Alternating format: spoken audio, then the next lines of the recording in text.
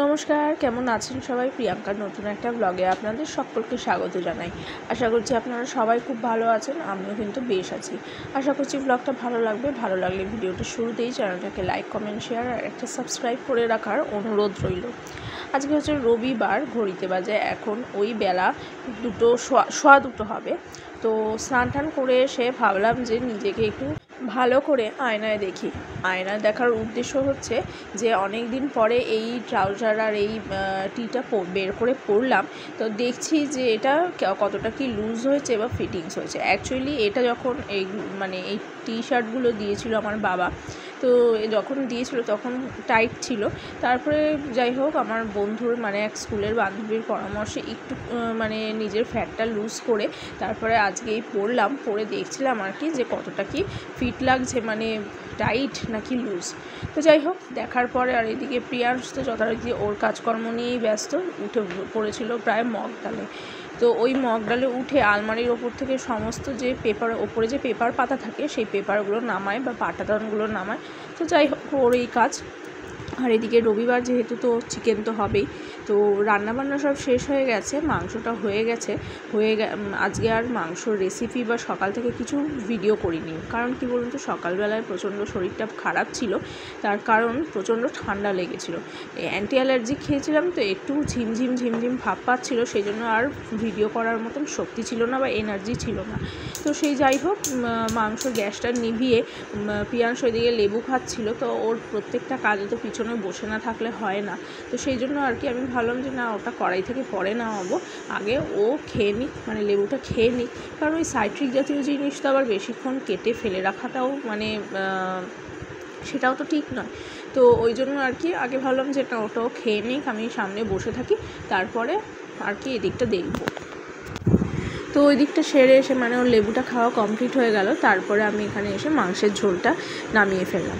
এরপরে হচ্ছে দেখিয়ে দিলাম যে সকালবেলা একটুখানি বাঁধাকপি করেছিলাম, আর রয়েছে একটা পাবদা মাছ, 1 পিস পাবদা মাছ। ওটা রয়েছে প্রিয়াংশের ঠাকুমার জন্য, কারণ উনি এই বেলা খাবেন এক আখড়াতে, যেহেতু ওই কার্তিক মাস পড়ে যাওয়ার মুখে। তো সেখানকার যে আজকাল হরিকীর্তন হচ্ছে, এবং তার জন্য আর কি ওখানে আজকে বোধহয় বয়স্কদের সেবা হচ্ছে। তো সেখানে উনি একবেলা খাবেন, আর এটা হচ্ছে ওনার রাত্রিবেলা। রবিবার দিন এর থেকে বেশি খুব একটা রান্নার ঝামেলা রাখি না, কারণ অন্যান্য আনুষঙ্গিক কাজ প্রচুর থাকে, যেমন ডাস্টিং, ক্লিনিং, জামা কাপড় কাঁচা ধোয়া বেশি থাকে। তারপর হচ্ছে বাজার আসলে, সাপ্তাহিক বাজার আসলে সেগুলো গোছগাছ করা থাকে। তাই এই টুকটাকের মধ্যেই আর কি রান্না সেরে ফেলি। তো যাই হোক, আজকে রবিবার, সেই আর তাছাড়া শরীরটাও ভালো না। তো আজকে বিশেষ কোনো প্ল্যান নেই, তবে দেখি অন্য একটা কিছু মাথায় ঘুরছে। সেটা কি, ব্লগটার শেষ পর্যন্ত আমার সঙ্গে থাকুন, তাহলে অবশ্যই আপনারা জানতে পারবেন। অবশ্য থাম্বনেল দেখে হয়তো কিছুটা আন্দাজ পেতে পারেন। এরই মধ্যে আর কি দুপুর গড়িয়ে বিকেল চলে এসছে, দুপুরবেলা খাওয়া দাওয়া করে একটু রেস্ট নিয়েছি। যে বললাম অ্যান্টি অ্যালার্জি খেয়েছিলাম, খুবই ঝিমঝিম পাচ্ছে, তা সেই জন্য আর কি দুপুরটা একটু রেস্ট নিয়েছি। তারপরে যে সন্ধ্যাবেলায় ভাবলাম যে না, এমনি তো লিকার চাই খাই, কিন্তু আজকে একটুখানি আদা দিয়ে দুধ চা খেতে ইচ্ছা করলো। ওই কখনো কখনো একটু ওই চিট ডে বলে, সেরকম আর কি চিট মিল করে ফেললাম। যদিও আজকে দুপুরবেলা মাংস হয়েছিল, কিন্তু তাও একটু ইচ্ছা করলো যে না, যে একটু আদা কুচি দিয়ে ঘন করে দুধ চা করে খাই। তো যাই হোক, ওমা, আর এইদিকে টিভিতে খুলে বসেছি স্টার পরিবারের 25 বছর উপলক্ষে যে সেলিব্রেশন চলছে স্টার পরিবার আওয়ার্ডসের, সেই প্রোগ্রামটা দেখছি। তো এই দেখতে দেখতে চা হুস করে শেষ হয়ে গেল। ভালো দুধ চা পেলে কিন্তু চট করে মন ভরে না, শেষ হয়ে গেলেই মনে হয় কান্না পেয়ে যায়। তো চলুন, ওইদিকে আর কি প্রিয়াংশকেও খেতে দিয়েছি, আর ও না খেয়ে দেখুন কী করে যাচ্ছে। চলুন, এবার আপনাদের নিয়ে যাব অন্য একটি জায়গায়। নাও B ready, countdown start, 5, 4, 3, 2 and 1। চলুন আবার চলে যাই আমাদের শহরের সেই প্রাণকেন্দ্র কুমোরটুলি পাড়াতে। তো এখন তো আর দুর্গাপুজোর আগের মতন ব্যস্ততা না, এখন ব্যস্ততা আবার অন্য লেভেলের, সেটা হচ্ছে শ্রী শ্রী শ্যামা পূজা আসছে।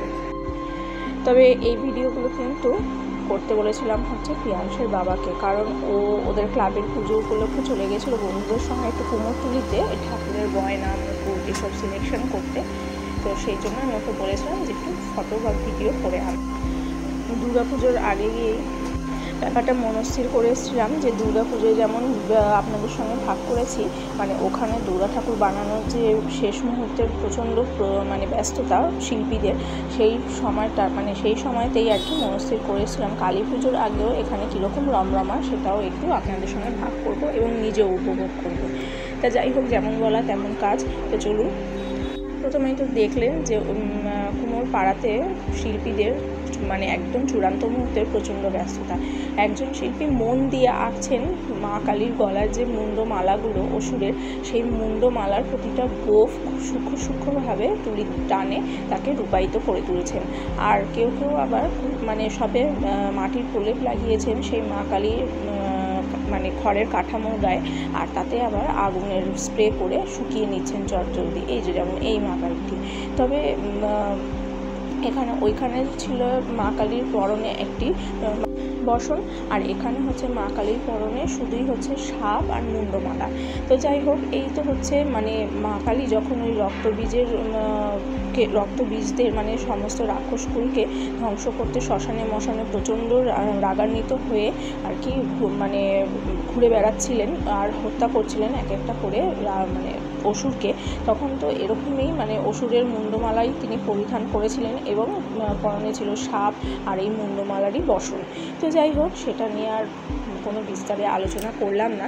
তবে এই যে শিল্পী পাড়ার ব্যস্ততা দেখুন, এখানে ছোটো ছোটো মানে এগুলো বোধহয় বাড়ির মানসিক করা পুজো। আর এর আগে যে দোকানের ছোট্ট মা কালী দুটি টুলের ওপর রাখা দেখলেন, সেইগুলো হচ্ছে সেই দোকানটা যেখানে দুর্গা পুজোর আগে ছোটো ছোটো দুর্গার একচালার মূর্তি ছিল, তারপরে হচ্ছে লক্ষ্মী ঠাকুর ছিল, যে লক্ষ্মী ঠাকুরটি দেখে আমার অপরূপ বলে মন আটকে গেছিলো। এই কালী ঠাকুরটা দেখুন, খুব সুন্দর না?